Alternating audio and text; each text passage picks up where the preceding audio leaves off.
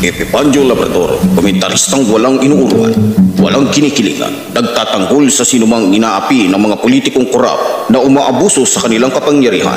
Epipanyo Labrador, tagapagtanggol ng bayan!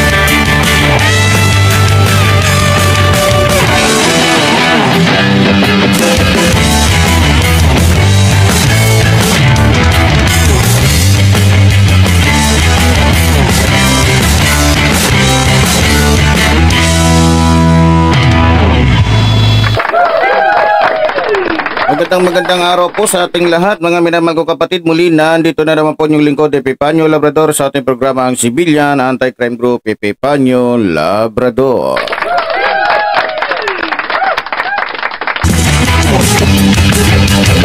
At syempre bago tayo magsimula mga minamahal kong kapatid, binabati muna po natin ang ating mga kapatid Luzon, Visayas, Mindanao na patuloy po na nakikisa dito sa ating programa. Maraming salamat po.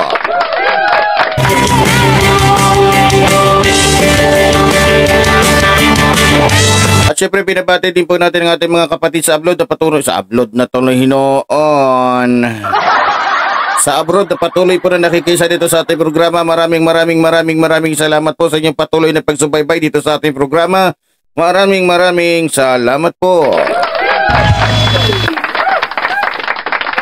At syempre binabati din po natin yung ating mga kapatid na patuloy po na nakikisa dito sa ating programa, lalong-lalo na po doon sa ating mga bagong mga subscribers. Maraming salamat po.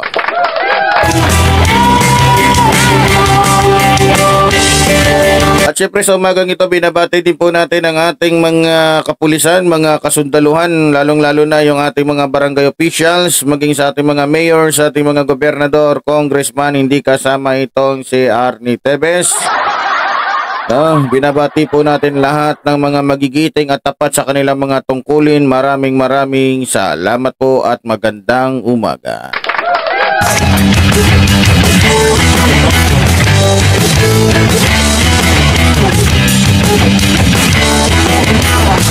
Okay, sa umaga pong ito makakasama pong muli natin ang ating National Vice Supreme Commander dito sa ating mga tatalakayan. Magandang araw sa iyo, mahal na Supremo.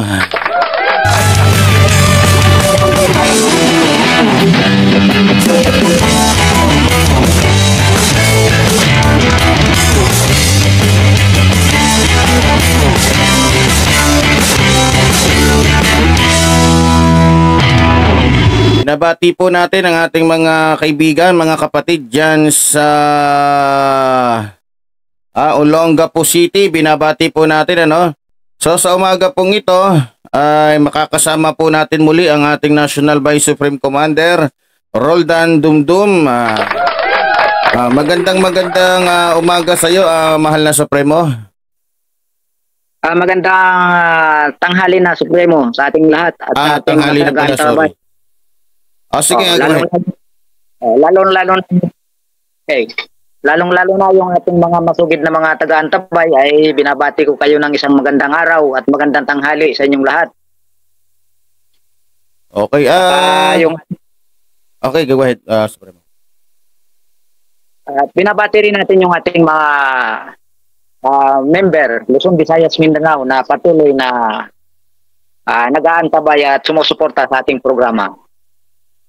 Okay, magandang tanghali sa iyo, Supremo, no? So, kamusta naman diyan? Ito, medyo nag-aantabay sa mga sari-saring issue at medyo sa nakikita ko mag sa radyo, mag sa television, ang krimen natin, sobrang napakarami na sa paligid. At medyo nakakabahala na dahil parang ang sa tingin ko hindi na natin malaman kung kanino ba tayo nalalapit, kung sa ating mga kapulisan o sa ating mga government official. Pero tingnan natin Supremo kung ano ang natin, baka mapag-usapan natin yan ng maayos at saka kung anong magandang gawin dyan. Oo, sige, bigyan natin ng time yan, Supremo. Pero sa araw na ito, mga minamahal kong kababayan, pag-uusapan po natin itong dalawang topic na pwede natin mabigyan ng reaksyon. Hinggil nga dito sa nangyari dito sa dito kay Aura, no? Itong si Aura kasi kilalang artista to. Lumabas to no mga panahon ni Coco Martin doon sa Ang Probinsyano. Bata pa lang to, kilala na natin to. Tama, mahal na Supremo? Okay, oo. So, ang nangyari kasi dito, pakinggan muna siguro natin bago natin mabigyan ng reaksyon, no? Mabigyan natin ng... Okay, kita ba, mahal na Supremo? Okay, oo. Panoorin muna natin yung video bago natin mabigyan ng reaksyon to, no? So, ito, panoorin natin para mas maintindihan natin. Hindi porkit ipinagtatanggol ng publiko, nagsasabi ng totoo dahil ang tunay na pangyayari ay aktwal na nakuhaan ng video at litrato. Viral ngayon sa mundo ng social media ang actual at full video footage sa kung ano ang tunay na nangyari sa The Boat Hall Bar sa Poblacion, Makati, kung saan sangkot ang isa sa mga ABS-CBN rising actor na si Aura Briguela. Nag-viral sa social media ang totoong footage mula mismo sa bar kung saan tunay na pinaghubad ni Aura ang lalaking di umunay nakasuntukan nito matapos hulihin ng pulisya. Kahapon, June 29, nangyari ang insidente at agad na sinang-ayunan ng publiko ang naingkwentrong si Aura Briguela. Dito'y nakakuha siya ng simpatsya sa taong bayan at tila pinaniniwalaan na siya ang tunay na dehado sa nasabing inkwentro.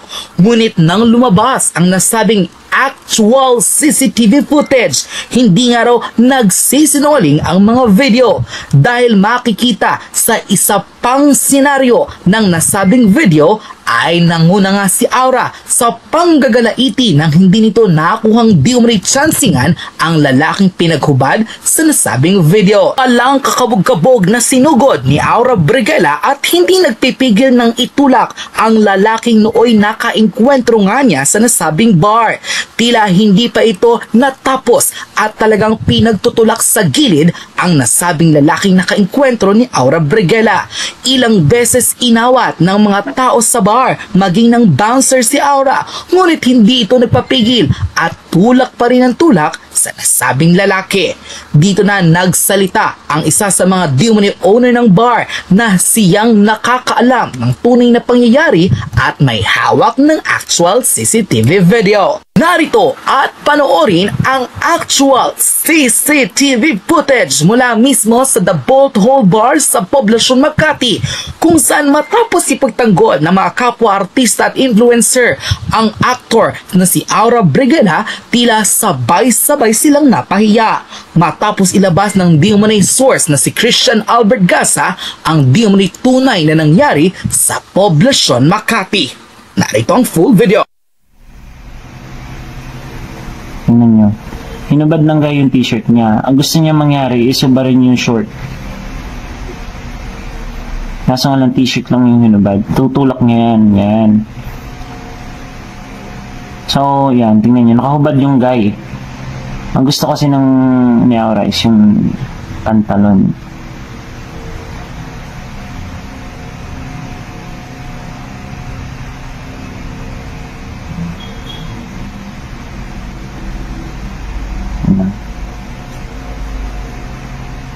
Sinita siya ng bouncer namin eh. Dito na magsisimula yung komosyon dito sa loob. Nung papalis na yung ayan o, Ito na yung parang nakalabas na yung guy, pinapalabas na ng bouncer namin. Yan, tinutulak ni Aura. Yan o. Oh. Tinaas na yung kamay ng guy. Ayaw mo laban nga, pero tinutulak pa rin ni Aura. Walang hipuan na nangyari. Yan o, ng bouncer namin. Responde agad yung mga bouncer namin para awatin si Aura. Alam na mga kaibigan ni Aura kung simula tayo dito sa video 1. Nag-umpisa kasi yan dito sa 9 ano eh, and 9:30 para makita natin yung kasiyahan ng kabilang table at yung grupo ni Aura. Well, basically hindi naman sila magkagalit eh. Kumbaga magkakakilala yung kasama ni Aura at yung guy na involved. So if you can see, ito si Aura na nasa crosser at saka ito yung guy na naka-gray. So nung nakikita nyo, hinuhubad ng guy yung ano, yung pants niya kasi yun ang request ni Aura. Hindi nagsimula yung issue, walang issue na hipuan. Nagsimula yung issue dahil itong guy na naka-gray gusto magpa-picture dito sa kay Aura. Pero ang sabi kasi ni Aura, in order na makapagpa-picture, kailangan muna ng magubad ng pants ng guy. So as you can see, wala nang tugtog dyan. Nagsasayawan na lang sila, nagkakatuwaan na lang dito sa video 1 na ano, na footage. So ayan, tingnan nyo na mangyayari na kitang-kita dito sa video na magkakaibigan itong yung grupo ni Aura at saka itong guy na naka-gray, naka-yellow at saka naka-black. Ayan, ayan yung guy. Nagkakatuwaan sila dyan actually. Ayan. So makikita sa video na pinapababa na ni Aura yung mga kasama niya kasi nga para matupad yung dare niya dito sa guy na kulay gray. Tingnan mo, nakikita dyan kasi nung during party nagkakasiyahan yan sila. Yan, magkakakilala yan oh. Kasama ni Aura yan yung guy na white. Yan, magkakasama yan. Yan. Wala, okay yung pag-alis ng mga girls. Wala talagang issues. Yan. Pinababa ni Aura lahat ng kasama niya. Yan, tingnan mo si Aura nag-stay dito kasi nga hinahamon niya tong guy. Yan, pinababa niya lahat. Inaaya na siya ng kasama niya na naka-sando pero ayaw niyang bumaba. Ang rason kung bakit ayaw niyang bumaba is meron siyang dare dito sa lalaki na para mapagbigyan magpa-picture, kailangan hubarin yung pants. Ayan. So nagsimula sa mas maganda sa 9 up until dito sa oras na to. Yan, nilapitan ng guy yung si Aura. Kaso nga lang, ang sabi ni Aura dito na ano, may ano siya, nababad trip na siya kasi nga hindi pa naghubad ng pants yung guy. Actually lahat ng kasama dito pinababa na. Yung kung napapansin nyo, ayan, magkakasama yan sila, 5 yan sila na grupo. Ngayon, pinasaran ni Aura yung pinto. Ayaw niyang paalisin itong grupo na to hanggat hindi naghuhubad ng pants tong guy. Ayan. Nagkakaasaran pa yan sila dyan. Actually, biruan lang yun eh. Kaso nga lang sineryoso ni Aura. Kasi yun yung dare niya dun sa guy. Yan. As you can see, dyan na nagkaroon ng confrontation. Ito sila banda. Yan, ito banda yan. Yan, dyan na yung parang gusto niya pahubarin. Ang problema, hindi inubad ng guy. Ang ginawa is, instead na yung short, yung t-shirt yung hinubad. Makikita naman dyan eh. Na t-shirt yung hinubad. Ayan. Nakahubad na yung guy dyan. Ayan, nakahubad na. Kung napapansin, tinutulak ni Aura. Ayan, nakahubad na. Ngayon, yung bouncer namin, since bawal magubad sa loob, sisitahin niya tong guy. Ayan, sisitahin niya yung guy. Ayan. Para may better picture tayo, punta tayo ng video 2. Babalik lang tayo dito sa video 1 mamaya. Punta tayo sa video 2. para makita natin yung pinaka close up sa pangyayari na yun. Doon na tayo sa nagubad na yung guy, no? Forward natin dito. Forward natin kung saan na nagubad yung guy. Yan, pinapababa lahat ng ano yun.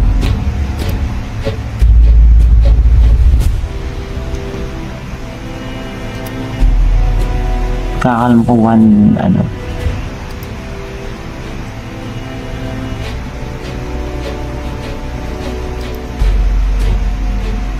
Pinahubad ng actually okay sila ni Aura at saka yung guy. Masama lang loob ni Aura at gawa nga ng hindi na pagbigyan. As you can see, Yun, malinaw. as you can see, nag-uusap sila dyan. May nag-holding hands pa nga sila eh. Sana yung ano, footage na yan. Kaya nakalabas na yung mga kasama niya eh.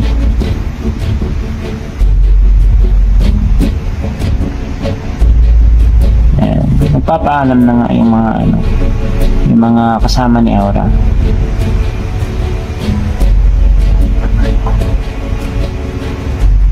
Ayan, nilapitan niya, inakbayan niya. Ayaw magpakbay ni Aura. Kasi actually nung during party masaya naman sila eh. Gusto niya lang talagang pahubarin yung guy. Kaso ayaw ng guy. Ayan. Oh, masaya pa sila, oh, nakangiti pa nga si Aura, oh.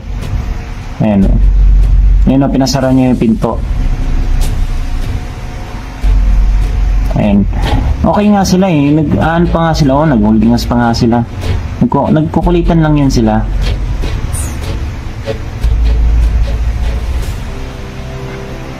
Kukulitan lang yan sila. Dito na yung ang issue, ano, nababad trip na siya dahil hindi siya napagbibigyan na magubad yung guy. Tapos sinasabi ng mga nasa paligid niya, magubad ka na kasi pre para makauwi na tayo. Yan. So as you can see dito, hinubad ng guy yung t-shirt niya.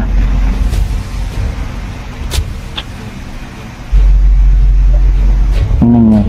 Hinubad ng guy yung t-shirt niya. Ang gusto niya mangyari is subarin yung short. Kaso nga lang t-shirt lang yung hinubad. Tutulak niya yan. Yan. So, yan. Tingnan nyo. Nakahubad yung guy. Ang gusto kasi ng ni Aura is yung pantalon.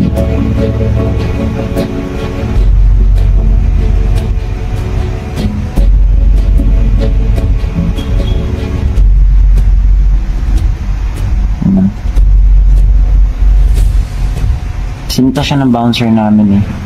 Dito na magsisimula yung komosyon dito sa loob.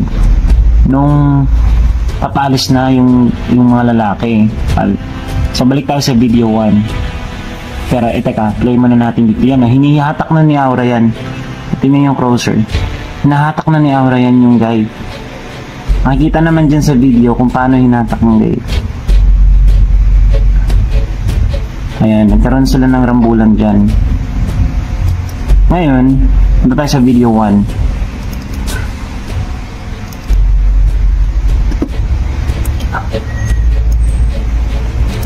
Pagdating natin sa video 1, punta tayo dun sa hinatak na nagbihis na yung lalaki. Nagbilib dito banda yun.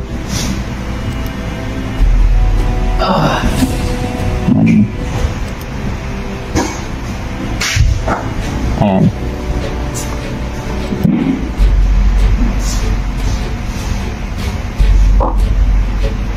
Ayan. Nakaubad yung lalaki dyan, di ba? And sinita ng bouncer namin.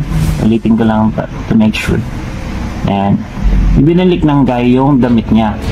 I-close up mo, pre. Balik ng guy yung damit niya.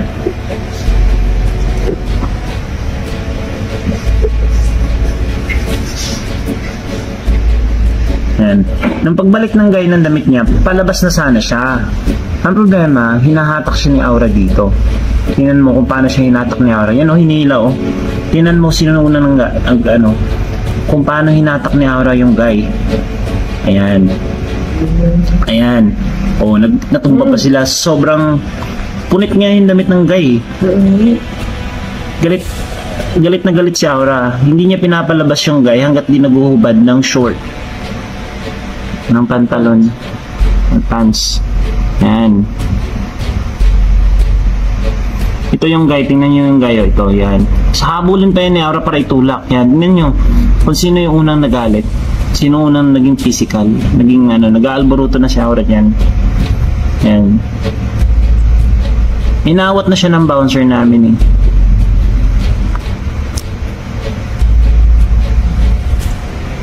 So dito parang nagtatawanan pa yung guy, hindi pa inaano kasi nga akala na pero naiinis na rin yung guy kaya ako na kasi na masyado ng physical yan. Tutulak pa yan ulit.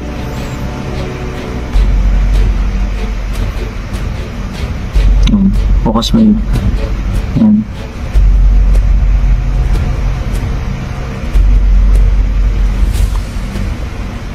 Tutulak pa yan ulit.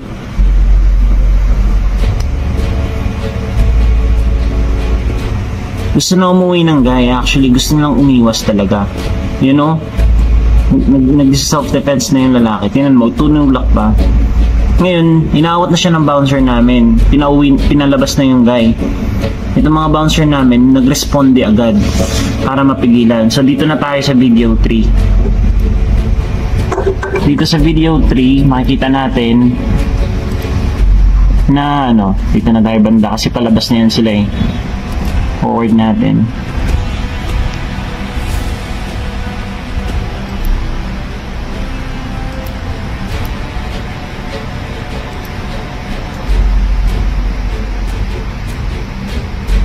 Yun yung mga nakalabas yung tropa eh, ni Aura.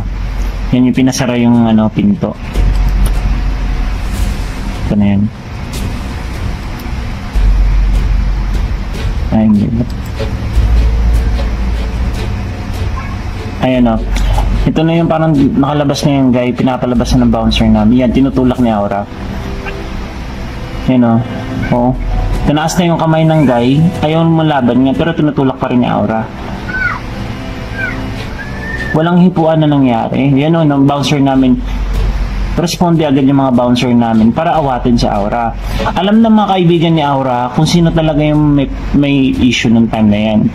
Yan, dinutulak na ni Aura yung mga bouncer namin at dali-dali na umalis yung guy. Nakikita yan dito sa video 4. Dito sa video 4, makikita mo kung gaano ka-aggressive si Aura sa part na to. Na ayan. As you can see, bumaba yung dito, backward pa natin yung bumaba yung guy. Ayan. As you can see, bababa yung guy dito. Galing yun sa taas kanina nung tinulak siya. Tapos tinaas yung kamay. Ayan. Tumakbo pa yung guy dyan.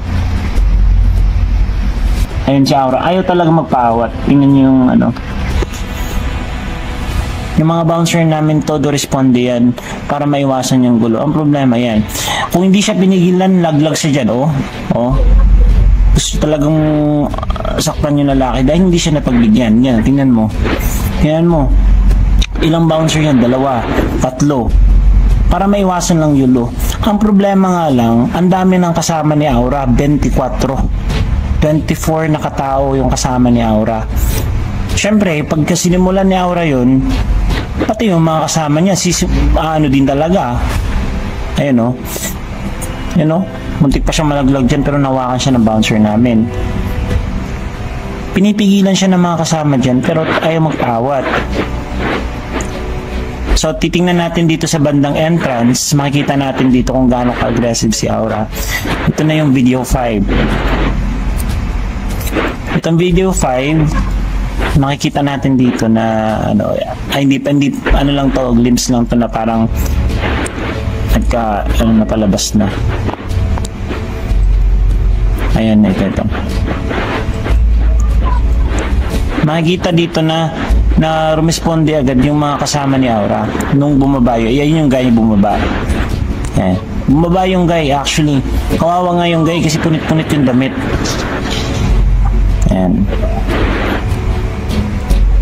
Ayan, bumaba na yung guy para umiwas lang sa gulo. Yan Ngayon, yun yung mga kasama ni Aura.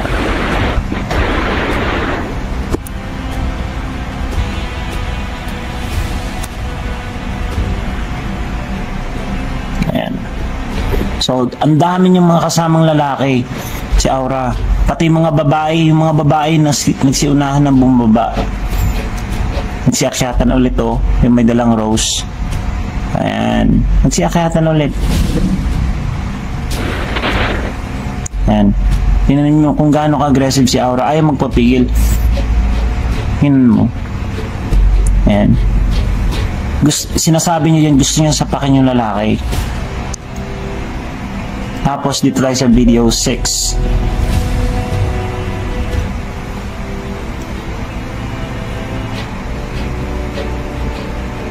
Balikan natin kung saan umalis yung ano namin.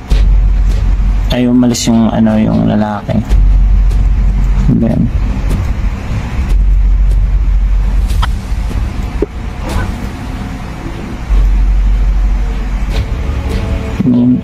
babaeng dito umakyat, may dalang rose. Ayan yun. Ayan yung guy. Tama. Ayan yung naka-gray na guy na lumabas na sa premises namin. Ayan, lumabas na. Mamadali nga siya kasi nga ayaw ng gulo. Tapos magsisiakyatan yan. Sabi ng guy dun sa labas na awatin si Aura.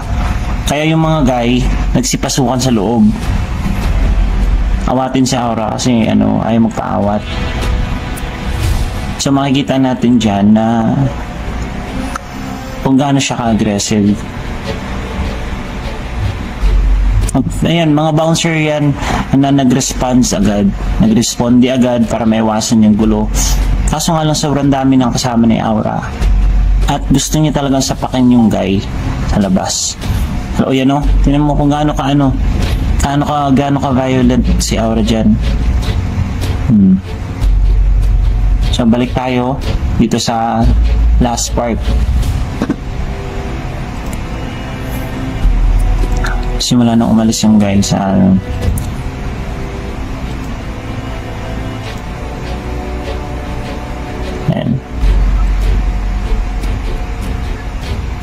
actually hindi makikita yung guy dito dito dumaan sa nung umalis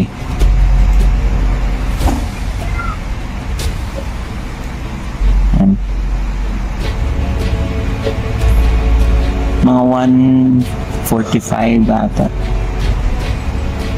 Ayan si Aura. Yan ayun, hindi naman pigilan si Aura dyan.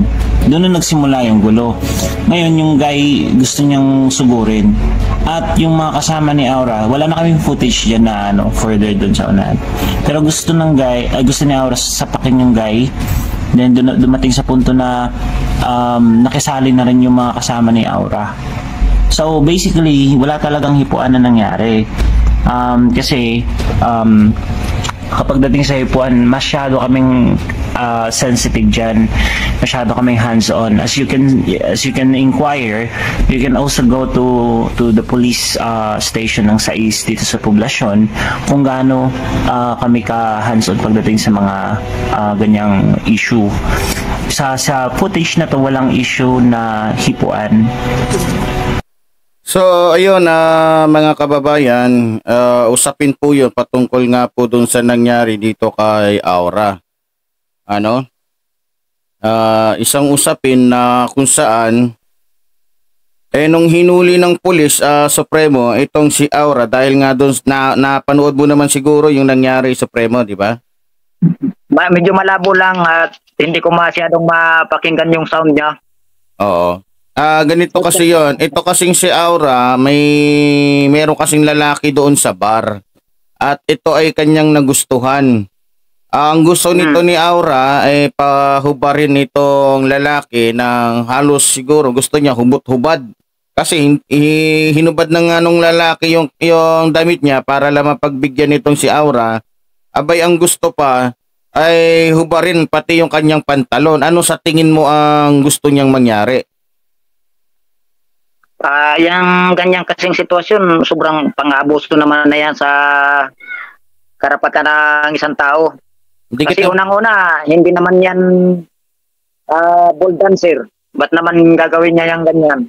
Oh, hindi kita makita, Supremo, ah. Ayos eh. Ah, oh. Sige, go ahead, Supremo. Ano ba yung lalaki na yan? Ano yan? Waiter ba dyan o...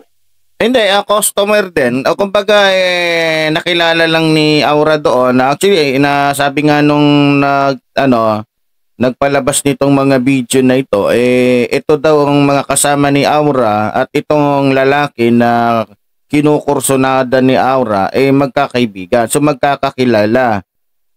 Siguro natipuhan nito ni Aura. Ayun, nag-trip, hindi natin, yung pinapakita niyang reaction doon, yung pinapakita niyang galaw, parang galaw na hindi mo maintindihan kung adik. Baka naman nakatake ng drugs yan, kaya ganyan ang reaksyon. Posible, kasi sabi nga ng ating mga kababayan, hindi yan galaw ng isang nasa katinuan . Biro mo ba naman, artista ka. Di ba? Kilala ka. Kung nasa katinuan ka, ang unang iisipin mo dyan, baka masira yung pangalan mo bilang isang artista. Siyempre, kilala si Aura na talagang isa sa gumaganap doon sa palabas na Gardo Dalisay. Ang probinsyano. Probinsyano. Oo. Sa nakikita po, nung hindi pa pinalabas itong video na ito, dahil nga itong si Aura ay hinuli ng ating mga kapulisan dahil napaka-violente na nga. Abay, nung hinuli itong si Aura, nag-react itong mga citizen, ba't daw hinuli? Ang ginawa nito ni Aura, gumawa ng istorya at ang sabi, kaya daw siya nagwala, kaya siya nagalit sa lalaking yon dahil daw ng hipo. Kitang-kita sa lahat ng video, and ipinalabas nitong may-ari yung mga video kasi gusto kasing palitawin nitong ni Aura na siya yung biktima, samantalang kitang-kita natin sa lahat ng footage, sa lahat ng na siya talaga yung nambastos, siya tong nagtitrip. Porkit ba artista, ay sa atin hindi pwede yan. Tama ba, Supremo? Nawawala signal ni Supremo. Okay, Supremo, ano sa tingin mo? Diyan sa nakikita kong mga footage na yan, parang ginagawa niya na lang na aliba yung kung totoong hinipuan siya, di dapat sana nakita doon sa video. Wala naman. Ang ni Aura, ang rason niya sa mga citizen, kaya daw siya nagalit dito sa guy, kasi yung kasama daw ni Aura na babae, hinipuan. Ikitang-kita naman na walang nangyaring hipuan. Siya yung gustong manghipo. Ang mahirap nga dyan, kasi unang-una, isa siyang sikat na celebrity. Yeah. Kung siya ay wala sa influensya ng alak o drugsman, hindi niya gagawin niyang ganyan. Magagawa pa yun yung ordinaryong ang isip ay nasa katinuan. Hindi naman siguro gagawin yan dahil unang-una, pinangangalagaan niya yung pangalan niya bilang artista. Yes, tama. Sa actuation niyang yan, para siyang nakasinghot ng rugby dyan, malala pa. Yun talaga ang tingin ng ating mga kababayan. Siguro, iniisip nito ni Aura dahil artista siya, dahil kilala siya, dahil may pangalan siya, hindi siya makukulong o matatakot yung mga kapulisan sa kanya. Sa nakikita ko na to, wala tong pinagkaiba doon sa nangyari dito kay yung dating nasa probinsyano din na nakasuhan ng drugs. Sino to? Si Bitoy. Naalala mo yung gumaganon-ganon ng usok? Yung, di ba? Sumikat 'yon.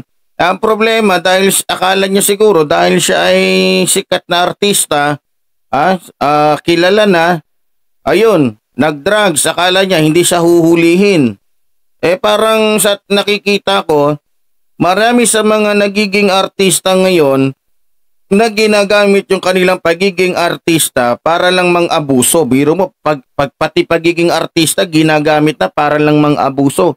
Dito pinag-uusapan lang natin yung mga politikong abusado. Pati rin pala sa mga ganong posisyon, ginagamit na rin ngayon ng mga artista.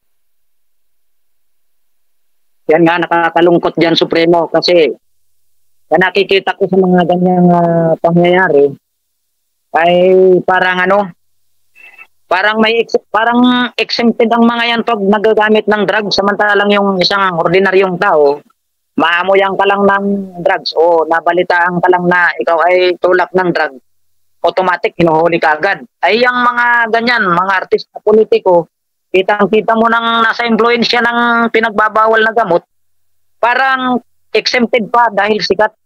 Ayun nga. So, sa tingin mo, ano kaya ang dapat na... Kasi, pati si Rapi Tulfo, nung hindi pa lumalabas itong mga video na to, pati yung kanyang mga supporters, maging mga kaibigan niyang mga artista, kumampi sa kanya.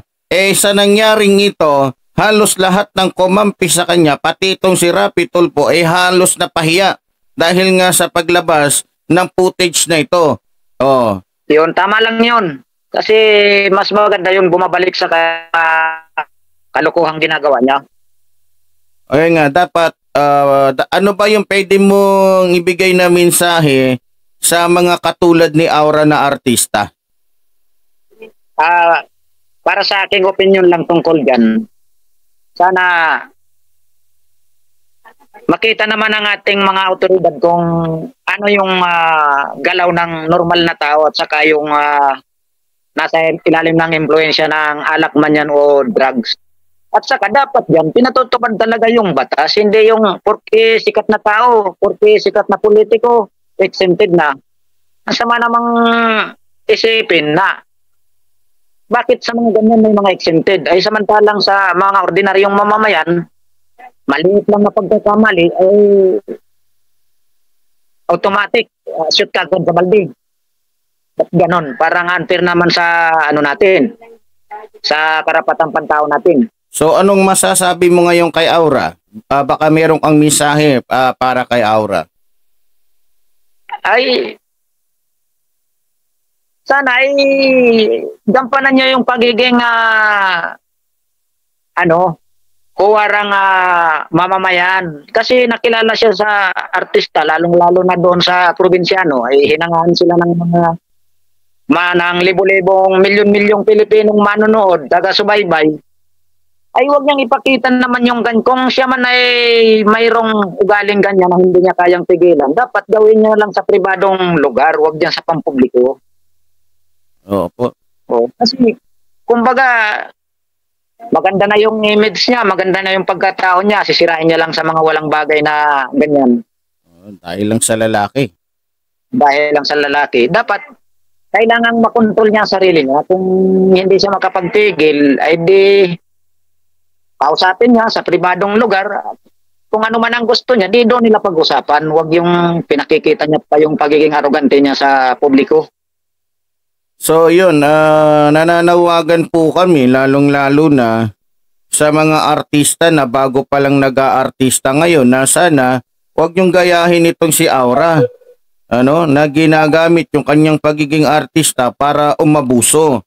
So dapat bilang isang artista, makit kung ano tayo, kasi anong nangyayari nito, tingnan mo si Bong Revilla, artista, bida doon sa pelikula, pati ito si Jinggoy, bida sa pelikula, mabait, totoo. Pero pagdating sa totoong buhay, ayun, puro nakulong dahil nakasuhan ng plunder sa halagang 10 billion. Kaya hindi porket artista ay mabait na, hindi porket artista ay totoo na, hindi porket artista ay mapagkakatiwalaan na. Kaya sa panahon na to, hindi porket artista, dapat mo na pagkatiwalaan. Tama ba tayo dyan, Supremo? Kaya nga, minsan kasi ang mga ganyan na tao, ang pagkakalam ko dyan, kung poporsintuhin natin, maka mga 10% lang yung totoong tao. Malamang. Kasi minsan ginagamit na lang yung pagiging artista para maging politiko din. Yun. Isa pa yan, nagiging dala na yan lahat. Nagiging pasis na yan sa gusto nilang gawin. Kaya nga dapat sa darating na eleksyon, dapat gumawa ng batas na yung mga artista, wag nang patakbuhin niya sa eleksyon kasi ginagamit na lang nila yung pagiging artista. Dapat may batas para dyan. Pag artista, wag tanggapin ng COMELEC yan. O tama, dapat mayroon magkaroon ng regulasyon na once na artista ka, isa kang sikat na celebrity, hindi ka pwedeng pumasok sa politika. Kasi parang yan na yung pinakamalaking asset nila, pinakamatibay, di ba, na para manalo. O tama yun. O hindi ka man namigay ng pera, pero dahil kilala ka, yun yung mo, biro mo, ang dami nang naging politikong artista, si Manny Pacquiao lang eh.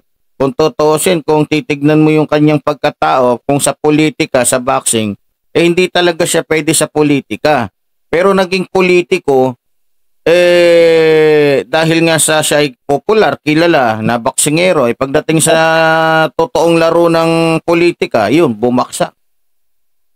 Kaya yun nga, talagang malaking impluensya kasi yung pag isa kang kilalang artista. Kaya nga lang, ang malungkot lang dyan, yung nakikita natin sa pelikula ng mga gawain ng mga artista, minsan ang babait ng itsura. Kaya lang sa totoo buhay, ay yan, ganyan, mga kabaliktaran. Oo, baliktad dun sa nakikita natin. Hindi po tayo nang aatake dito mga kababayan, ano. Pinag-uusapan lamang po natin at tinatalakay dito sa ating programa yung mga katulad nito, ano? Kaya nga humihingi tayo ng opinion na sa ating National Vice Supreme Commander Roldan Dumdum sa mga bagay-bagay na ito sapagkat para po malaman ng lahat na hindi porket artista mabuti na. Maraming mga artista dyan na makikita mo talagang nalulun sa bisyo. May mga artista dyan makikita mo na lang nasa kulungan dahil nga umaabuso. So dapat mayroon pong ano yan, no? May batas para dyan. Pag ikaw ay artistang abusado, hindi ka na pwedeng pabalikin pa bilang artista. Tama ba ako dyan, Supremo? O, dapat nga magkaroon ng MTRCB ng ganun na patakaran para at least naman yung tao, pag medyo nakikita niya yung siya sumisikat, lumalaki na ang ulo, hindi naman natin nila lahat. At mayroon mga artistang mabubuting tao talaga sa totoong buhay. Pero yung mga ganyan na pinapakita sa publiko yung hindi dapat, ay dapat i-eliminate na yung mga ganyan. So yun, mga kababayan, na pag-usapan po natin yan, hindi po, tulad po na sinasabi namin, hindi po dahil para atakihin. Para atakihin yung ating mga kababayan na artista. Sa totoo lang, kaya po natin to na pag-uusapan dahil hindi lamang po si Aura yung nakakagawa ng mga krimen. Marami naman pong artista na kung tutuusin, maano talaga natin na gumagawa talaga ng krimen. So, dumako po tayo sa ibang usapin. So, ito, Supremo, ito yung last natin pag-uusapan. Pwede mo panoorin. Okay? Yan. Okay. Malaki at malinaw. Diyan, mas maganda dyan at malinaw. Okay. So, yung pakinggan natin na Supremo at ito ang mabibigyan natin ngayon ng reaksyon. Daan-daan na nakipaglibing sa pinaslang na architecture student ng Occidental Mindoro State College na si Edin Joy Villasete. Sa bawat araw na lumilipas na wala pang linaw kung sino nasa likod ng krimen, lalong tumitindi ang pagsigaw nila ng katarungan. Nasira po ang kanyang kinabukasan. Hawa po ko sana, tulungan po ninyo ako. Tulungan niyo po kami na magawa na po ng hustisya. Sana po matulungan kami, hustisya po ang kailangan namin. Para sa mga kaibigan at kaklase, masipag at mabait si Edin Joy na desididong maging arkitekto. Ay, mabait. Maasikaso po siya sa org. Siya po palagi inaasahan namin sa pagpaplano kasi magaling siya, Vice President for Programs and Development. Isang Special Investigation Task Group na ang binuo ng Occidental Mindoro Provincial Police para tutukan ang kaso. Goal namin ngayon is ma-interview lahat ng occupant doon.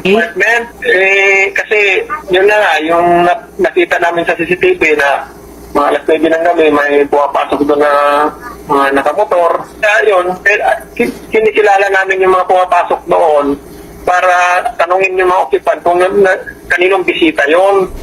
Biyernes ng umaga, nadiskubre ang bangkay ng biktima sa inuupahang apartment. Posible umanong ilang araw na itong patay. Tadtad ng saksak at may indikasyong ginhasa pa. Isa sa una nakadiskubre sa bangkay ni Eden Joy ang kaibigan at kaklasing si Christian. Pinuntahan umano niya ang kaibigan sa apartment dahil ilang araw na nilang hindi siya makontak. Nakalak po lahat, pintuan, bintana, and then hiningi ko po yung susi, kaso po naka-double lock, kaya po sinula ko na lang po, sinira po yung double lock. So ayun po, mabaho na rin po talaga yung amoy, and then yung pinag-istayan po niyang higaan, wala po siya doon, so it means po nasa taas po talaga siya, at nakabukas po din yung electric fan. Lumabas pa ako saglit kasi po hindi ko po talaga kayang tignan yung kaibigan ko. Lampas na sa kalahating milyong piso ang pabuya sa ikalulutas ng kaso matapos mag-ambag na rin ang ilang concerned citizens. Panawagan natin sa lahat ng mga kababayan natin kung may nakakaalam ng impormasyon o kaya ay makakatulong para sa mas lalong mapadali yung pagdakip doon sa salarin ay makipagtulungan at nang mabigyan natin ng hustisya yung pagkamatay ng bata. Sa tindi ng galit ng publiko sa nangyaring krimen, nakiusap ang mga otoridad na magpakahinahon ang lahat at hayaan silang mag-imbestiga. Dennis Datu, ABS-CBN News. So ayun na Supremo, yung usapin na ito yung babae dyan sa Mindoro, no, na Yung Eden Joy.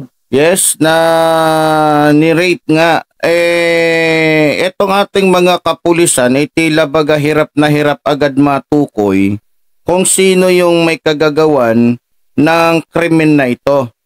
Ngayon, sabi nga ng ating mga kababayan, kung yung tinitirhan sana nito ni Joy ay mayroong CCTV camera mismo na bungad doon sa pwedeng daanan o mismong, di ba, masasabi natin, di ba, sa mga hotel makikita natin pagpasok natin o may mga CCTV na nakapalibot. So malalaman talaga nila kung sinong pumasok sa kwarto na yan nung oras na yon at sinong lumabas, sino yung mga tao. Sa madaling salita, kumbaga hulaan ito. Kumbaga parang isang matinding to sa hamon sa mga kapulisan para matukoy nila kung sino. Eka nga nila, titignan pa nila kung sino yung mga lumabas, sino yung mga bisita, sino yon. Kung ako sana yung tatanungin, gusto ko sana maging batas sa ating gobyerno na kapag ikaw ay nagpapaupa, hindi lamang CCTV mula doon sa gate. Kailangan yung CCTV na yan para mag-produce ka din para doon mismo sa mga nangungupahan sa iyo para alam mo kung kailan siya lumabas, kailan siya pumasok, sino yung pinapasok niya para sa agarang madaling maano yung mga katulad na krimen na ganon. So ano ngayon ang masasabi mo, Supremo? Dapat sana dyan, Supremo, magkaroon ng batas talaga yan. Unang-una, ganito yan yung mga yung mga nag-invest ng puhunan sa mga parkilahan, tulad ng dormitory, boarding house, apartment, hotel, kailangan mayroon magkaroon ng batas na yung mga ganyan na establishment ay lagyan talaga ng batas dyan na obligahin yung mga may-ari niya na maglagay sila ng CCTV kasi diba yung kukuha ka ng nito, business permit. O obligahin kang kailangan mayroon kang fire extinguisher. Sana dapat idagdag na rin yung idagdag na yung CCTV para lahat ng pumapasok diyan at lumalabas, lahat ng mga taong dumadaan diyan, mamomonitor mo at saka kung sakaling nagkaroon ng problema, madali mong matutrace at mahanap kung sino yung mga involved sa gumawa ng halimbawa ay nakawan, patayan, madaling hanapin. So ayun nga, isa din sa tinitignan kasi natin, meron kasi tayong experience, Supremo, nung ako ay nangungupahan sa isang apartment. Abay, umuso yung nakawan. Syempre, ang iniisip namin, kami-kami lang naman doon sa apartment. So ang lumagay sa isip namin na ang nagnanakaw, yung mga kapitbahay lang din namin, isa doon sa mga kapitbahay namin. Nung tumagal, mayroong nakainuman itong anak ng may-ari na doon sa kanto. Nakagalit niya. Abay, umamin, isa doon sa kasama ko doon sa apartment, at ang sabi, hindi nyo ba alam na ang nagnanakaw dyan, mismong anak nung may-ari? So, lumitaw yung katotohanan na yung lahat pala na pinapasok talagang kinukuha yung mga wallet, yung mga kwintas. Dumating sa punto, nabuti na lang, mayroong nangyari pa nagpaparinigan pa yung mga nagbo-board. Muntik pa magkaroon ng away. Kung may CCTV sana noong mga panahon na yon, madaling matukoy kung sino yung nanloloob. Dumating sa punto na nung umalis na ako, dahil nga nalaman ko na mismo rin palang anak ng may-ari, yung galit pa yung may-ari na pinrangka namin yung anak mo naman pala yung salarin siyempre pinapabalik namin lahat ng ninakaw ng anak niya, ayaw niya ibalik, magbarangay, malakas sa barangay. Sabi ko, pagka ganito, malis na tayo, mismong anak din pala nito yung magnanakaw. So, sana po, kaya ako nabanggit ito, hindi po para sabihin na yung mga anak ng mga may-ari, minsan yung gumagawa nun. May posibilidad din na mismo din na yung may-ari na yan, ng apartment na yan, na inuupahan nitong biktima, ay may anak na lalaki na dapat imbestigahan din. Di po ba? Ay, tama yun. Wow, tama yun. Kasi unang-una, mag-umpisa ang investigasyon dyan, dapat alamin muna yung mga kasamahan yan dyan. Yes. Sa apartment na yan. Kaya ko lang nasabi to, Supremo, para lang mabigyan ng clue itong ating mga kapulisan. At isa pa dyan, meron ding isang experience ko, nung kami nangupahan noon, abay hindi ko alam na yung asawa pala nung may-ari na lalaki na naupahan namin ay manyakis. Abay tuwing naliligo yung misis ko, hindi alam ng misis ko na kasi sa baba kami, may binubuksan na, di ba, may maliit na bintana doon sa CR. Abay, hindi alam ng asawa ko na siya pala ay ginagamitan ng yung parang telescope para makita dun sa kung naliligo siya. Abay, ang umamin sa amin naman, etong katulong na nakakakita ng ginagawa nitong may-ari. Sabi ko nga, maliban sa mga tao na sinasabi nila na posibilidad na gumawa niyan, dapat ilagay din nila sa kanilang isipan na maaari nandiyan lang din yung salarin. Pwedeng ganun kasi unang-una, hindi naman yan kung sa biglang tingin at pagtatanong. Yung hindi naman taga dyan, kailangan hindi naman yun basta-basta gagawa ng dyan na hindi naman niya kabisado yung loob at labas ng bahay. Siyempre, kumbaga, bago yan ginawang krimen na yan, ay matagal na yan nagmamatsyag dyan. Inoobserbahan niya yung paglabas at pagpasok ng bibiktimahin. Kaya, siguradong kung may CCTV, sana makakagit yan para... At saka kung wala sanang CCTV man, na halimbawa wala kang CCTV, dapat i-required ng may-ari ng paupahan na yan na bawal magpapasok nang hindi nila alam. Dapat kung meron silang kasama, classmate man nila, dapat required na ipaalam nitong nagbo-board dyan na may kasama po kung madali na ngayon kasi na tayo high-tech na yung mga cellphone namin. Sabihin na may-ari, sino-sino yung mga kasama mo, mag-picture kayo, ipasa mo sa akin para at least kahit papaano alam ko kung sino-sino yung mga mukha na pumasok dyan. Baka mamaya anong mangyari dyan sa loob ng ko, ako yung hanapin, ako yung papanagutin. Dapat nasa isipan na ng mga nagpapaboard dyan Diba? Tapos tanungin yung mga pangalan. Sino-sino yung mga pangalan na yan na classmate mo ba yan? Kaibigan mo ba yan? Ngayon mo lang ba nakilala yan? O sumama lang ba sa'yo yan? Ano bang background yan? Diba? Dapat mayroong ganon. At saka, halimbawa, medyo malaking ano yan. Halimbawa, yan ay talagang affordable naman na kumuha ng gwardiya. Dapat kahit pa paano, may gwardiya. Yes. Yes. Yan sana ang sasabihin ko, Supremo, naunahan mo lang ako. At saka doon sa mga malalaki na napaupahan, dapat required na dyan na maglagay na ng security. Yun, Security guard. Kasi pagka may logbook, tatanungin ng security, ilan ano po kayo nito? Kaibigan, classmate, pwede po bang iwan yung ID nyo? Doon sa ID, pwedeng picturean yun. Para sa gagawing investigasyon ng ating mga kapulisan, hindi na sila mahihirapan na para silang naglalaro ng puzzle, no? Kung ito ay may ganong sistema, madali nilang malaman kung sino-sino nung mga araw na, kasi matatansya nila kung ilang araw nang patay yung biktima eh. Dito sila magsimula sa araw na yon. Ang pumasok nung araw na yon ay si ganito, kasama niya si ganun. Lumabas sila ganung oras. Pumasok sila ganitong oras. So, mas mapapabilis yung trabaho ng ating mga kapulisan. Ang problema nga nito, kung mismong may-ari o pamilya ng may-ari ang may kagagawan, magkakaroon to ng cover-up. Pwedeng ganun. Kasi unang-una, kung sakasakaling involved man dyan yung may-ari ng establishment, di automatic, buburahin nila yung mga footage na nakita sila doon sa mga video. So, mahirapan din ang pulis. Yes.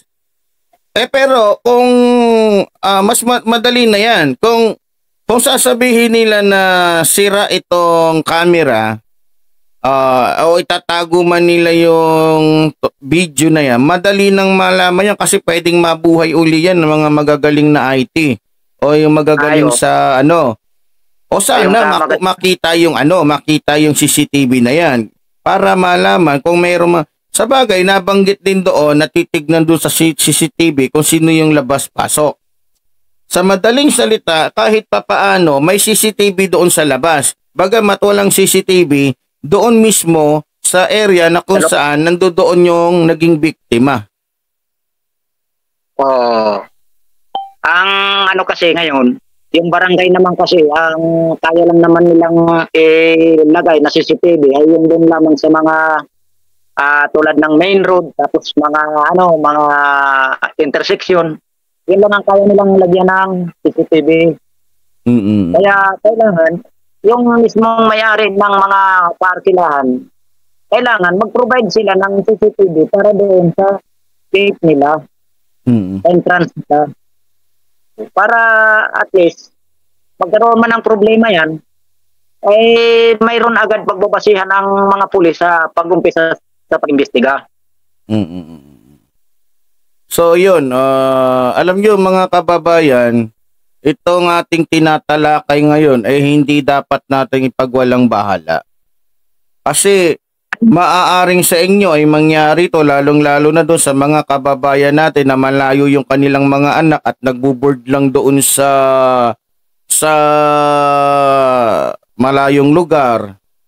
Kung hindi po kaya nitong mga nagpapaupa na mag-produce na CCTV, kung kaya nyo naman, meron naman ngayon mga wifi na, meron namang mga camera ngayon na mabibili sa Lazada na mura naman, pagtiyagaan nyo na para kahit papaano may protection po yung ating mga anak. May protection po yung ating mga anak na nag-aaral sa malayong lugar o ating asawa o kahit sino man. Kasi sa panahon po ngayon, talagang ang CCTV na lang po ang isa sa naaasahan natin maliban sa mga ballistic na yan, sa mga fingerprint na yan, lumang ano na yan pero kahit hanggang ngayon naman nagagamit pa rin. Pero tulad nga na sinasabi ko, dahil nagmumurahan naman ngayon yung mga camera na yan, ano na lang natin sa sarili natin, i-produce na lang natin para sa atin. Tama ba, Supremo? Oo, tama yun. Kasi unang-una, hindi naman yan ngayon lang nangyari. Napakarami ng pangyayaring ganyan. Halos mapapanood mo sa mga balita. Laging ganyan, mayroong ganyan. Yan ang hindi hindi nabibigyan ng pansin ng ating mga mambabatas na gawa ng ano talaga yan, batas para mobliga yung may mga ari ng ganyang establishment. O kaya naman mag-ano sila, gumawa sila ng batas na bawal umupa yung isang uupa pag wala siyang baon-baon na 360 na camera. 'Di ba? Yung umiikot, yung mga ano na yan. O hindi ka pwede kung mag-ano ka muna kasi wala kaming CCTV na para sa ano. Kung ikaw meron, mag-provide ka, isa sa labas, isa sa loob. Para secure ka. Parang ano lang din yan pag uupa ka, sasabihin sa'yo, uupa ka, walang ilaw dito sa kailangan mag-produce ka ng sarili mong ilaw. Yun. Parang ganon. So, kung kayo po ay magre-renta, tiyakin nyo po na yung inyong re-rentahan na bahay ay safety po kayo. Huwag kayong renta ng renta, nasa tingin. Tsaka mag-observe din kayo. Magtanong-tanong kayo kung sinong may-ari niyan, ilan yung anak niyan, ano ba yung anak niyan, adik ba o sino ba yung kapitbahay nila diyan, akyat bahay gang ba yan, 'di ba? Tama. Hindi yung tayo. Kasi yan.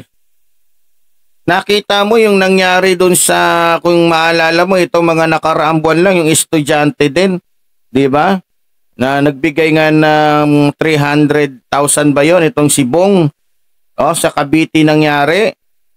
Ito lang, itong taon lang din na to, di ba? Inakyat doon sa boarding house. Walang nakitang pero ganun pa man, kahit pa paano, nagagawan pa rin na paraan ng ating mga kapulisan. Pero ang ibig sabihin ko po, para po mapabilis, mapadali yung mga pag-iimbestiga ng ating mga kapulisan at madaling mahuli. Kasi pag ganun pa katagal yan, baka malamang nakapag-abroad na lang yan o nakapunta na sa sobrang layo ng lugar, hindi na yan mahahabol. Tama ba, Supremo? Tama yun. Saka minsan yung investigasyon pag humaba at wala namang makuhang magandang gig, ang nangyayari parang inaabot na ng tabang din yung kawawa naman yung biktima. Nakakaumay kamo. Ang nagiging kawawa nga yung biktima kasi parang hindi lang din nabigyan ng hustisya yung kanyang problema. Tama yun. Katulad na lang dyan sa Negros Oriental. Ilang buwan na ba simula nung minasakir itong ating mga kababayan, maging si Gobernador Roel Ragay Digamo, hindi lang yata dadalawang buwan, magtatatlong buwan na yata mahigit. Tama ba, Supremo? Mga 3 buwan na. Di ba? Lampas na. Parang 3 buwan. Sa tagal na yan, mahigit mga 100 days na. Kung mahirap yung gumawa nun, baka nga 30 days ng pinakamatagal, tapos na yung kaso na yan. Kaya minsan, ang nagiging problema na wawala yung tiwala ng taong bayan sa ating mga otoridad dahil nga sa usad pagong na pag-iimbestiga. Buti pa nga yung pagong, kahit mahinang maglakad, nakakapunta sa finish line. Ito, parang walang katapusan to. Nakakalungkot na isipin Ang dami na ng autoridad natin. Nilatihan na ang sahod. Dinamihan ang batas. Parang walang nangyari tuloy. Ayun nga, marami nang nadidismaya sa ating mga kababayan at ang wika nga ng ating mga kababayan na patuloy na sumusubaybay dito sa ating ating programa masyado na daw nakakaumay na. Sa araw-araw na ginawa ng Diyos yung usapin na to, bagamat hindi natatapos pero hindi nabibigyan ng solusyon. Parami yung problema, ang solusyon ang hindi mahanap. Okay mga kababayan, sa araw po na to ay salamat po sa inyo pagsubaybay at pagtangkilik dito sa ating programang Civilian Anti-Crime Group Epipanyo Labrador. Bago tayo mamaalam, Supremo, anong masasabi mo?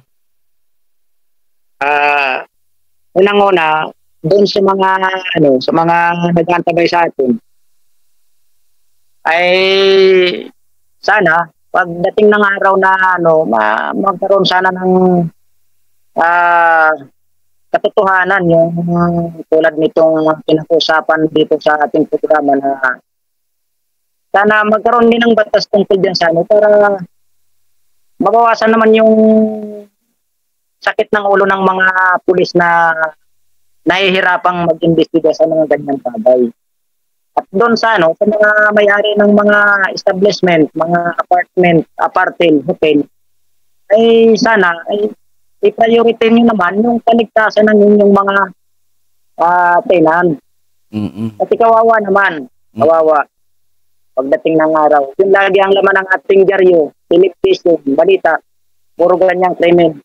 Parang walang katapusan, tapos wala namang kukuhang solusyon. Lalo sa sandaan, mga may ginamaksang siguro ang nabibigyan lang ng solusyon. At sana'y lagi kayong magantabay para mapag-usap-usapan naman natin yung mga maliliit lang na bagay na hindi na natupag ng ating mga nakapwesto sa gobyerno. Lamang at magandang araw. Okay. So, salamat po sa ating National Vice Supreme Commander. Patuloy po natin siya nakakasama dito sa ating programa. Muli po, sinasabi po ng ang inyong lingkod. Doon po sa mga bago natin mga subscribers, maging sa mga datihan na po natin mga subscribers, nakikiusap po tayo na sa pamamagitan po ng inyong hindi pag-accept ng ating mga ads, ay kayo po ay makakatulong dito sa ating programa, ano? At muli po, pinasasalamatan din natin yung ating mga kababayan sa abroad na patuloy po na tumatangkilik dito sa ating programa. Maraming salamat po sa inyong lahat. Muli po, sinasabi ng inyong lingkod, mabuhay ang ating inambayan, mabuhay ang nagmamahal sa ating inambayan. Maraming salamat po.